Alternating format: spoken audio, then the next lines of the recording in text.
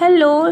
या ट्रेनच्या जर्नीमध्ये ना 30 तास लागतात आम्हाला कानपूरवरून पुण्याला पोहोचण्यासाठी. आणि आपलं जेवण तर आपण कसंही मॅनेज करू, डबा वगैरे घेऊन जाऊ, नाहीतर बाहेरचं खाऊन. पण लेकरांचं जेवण मॅनेज करणे म्हणजे थोडं टास्कच असतं. आणि चिन्नूला ना आम्ही सॅरेलॅक्स वगैरे काही देत नाही, कारण त्याला त्याच्याने कफ वगैरे होतं. म्हणून एकदाच ट्राय केलं होतं अयोध्या आणि काशीला जाताना, तेव्हा ना त्याला खूप सारं कफ जमा झालं होतं छातीमध्ये, म्हणून ते अवॉइडच करतो.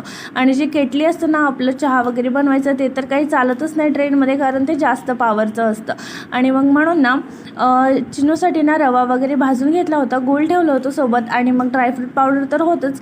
आणि मग जाताना ना आमची ट्रेनची तिकीट पण कन्फर्म होते, ऐन वेळेवरती ना वेटिंगवर होती आणि ती कन्फर्मच झाली नाही. तर त्याच्यामुळे ना कानपूरवरून झाशीला गेलो आम्ही.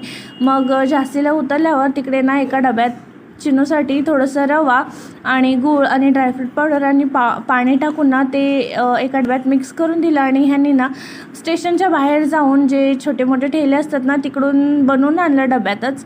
आणि मग झाशीवरून परत आम्ही भुसावळला उतरलो. आणि मग तिकडे पण त्यांनी तसंच बनवून आणलं, सगळं मिक्स करून दिल्यावर. आणि भुसावळवरून परत नाशिकला उतरायचं होतं. आणि मग तिकडे उतरल्यावर तिकडे पण हे बाहेर जाऊन बनवून आणले. आणि मग नाशिकवरून डायरेक्ट पुण्याला बसने आलो. तर असं होतं. आणि मग पुण्यावरून रिटर्न कानपूरला येताना ना डायरेक्ट ट्रेन होती आमची, कन्फर्म झालं होतं तिकीट वगैरे अगोदरच.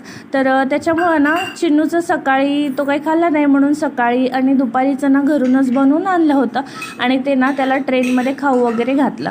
आणि मग नंतर रात्रीचं म्हणजे ट्रेनमध्ये जी पॅन्ट्री असते ना तिकडे पण तसंच रवा, गूळ, ड्रायफ्रूट पावडर वगैरे सगळं ना एका डब्यात मिक्स करून दिलं. आणि मग हे ते पॅन्ट्रीमध्ये जाऊन ना बनवून आणले. तर रात्री तो बनवून दिला, पण ना त्याच्याकडे इलेक्ट्रिक स्टोव होतं आणि त्याच्यामधून ते पडत होतं डब्यातून. म्हणून ना तो म्हटला मग आता कसं तरी बनवून दिलो, परत नाही असं म्हणून म्हटला. पण सकाळीच तर खाऊ घालायचंच होतं चिन्नूला, मग सकाळी पण मिक्स करून दिलं तर पण ना त्याने ना बनवण्यासाठी थोडंसं अवॉइडच करत होता.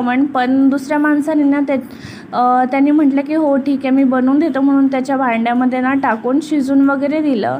तर असं काहीसं आम्ही मॅनेज केलं चिन्नूचं खाऊ. तर तुम्ही ट्रेनच्या जर्नीमध्ये लेकरांचं खाऊ कसं मॅनेज करता वगैरे काही सजेशन्स असतील ना तुम्ही मला कमेंटमध्ये नक्की सांगा, तर ते मी ट्राय करेन नेक्स्ट टाईम.